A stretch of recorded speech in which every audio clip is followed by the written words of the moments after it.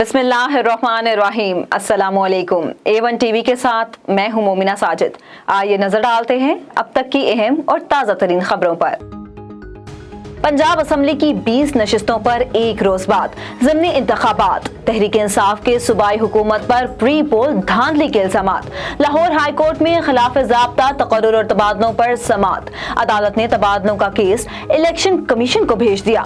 Election commission ने पुरअमन इंतखाबात के इनेकाद की तैयारियां मुकम्मल कर ली। पुलिस, रेंजर्स और फौज के एहलकार भी मामूर होंगे। इलामाजी प्रिजाइडिंग अफसरान को भी पुलिस सिक्योरिटी दी जाएगी। पीटीआई रहनुमा असद उमर कहते हैं कि पंजाब में इलेक्शन कवानीन की धज्जियां उड़ाई जा रही हैं। ज़िमनी इंतखाब में पटवारियों और नंबरदारों को फोन किए जाने के बावजूद नून लीग की हुकूमत के चंद दिन रह गए हैं। इलेक्शन कमिश्नर पंजाब कहते हैं कि 40 लाख वोटर्स को दोबारा वेरीफाई कर रहे हैं। नहीं मालूम कि मिस्टर एक्स और वाई कौन है। इमरान खान साहब बेहतर बता सकते हैं। पंजाब असम्बली में मुस्लिम लीग नून को बड़ा धचका। स्पीकर पंजाब असम्बली ने लीगी रुकन फैसल न्याजी का इस्तीफा मंजूर कर लिया।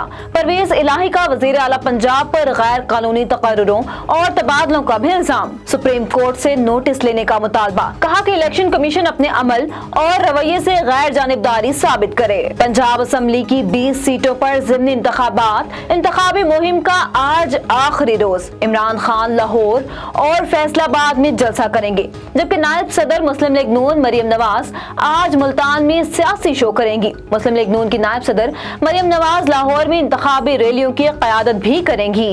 शर्जील मेमन का कहना है कि इमरान खान पर फौरी आर्टिकल 6 का इतलाक होना चाहिए। सूबाई वजीर सिंध शर्जील मेमन की मीडिया टॉक। कहा कि वफाकी हुकूमत इमरान खान से कोई रियायत ना करे, मुल्क आइन पर चले तो तहरीक इंसाफ पर फौरी पाबंदी लग जाए। उन्होंने मजीद कहा कि कराची वाक़े में पीटीआई के कुछ लोग शरपसंदी करते देखे गए हैं, किसी से कोई रियायत नहीं करेंगे। किसी का बाप भी आर्टिकल 6 की कार्रवाई नहीं कर सकता। शेख रशीद का हुकूमत को खुला चैलेंज।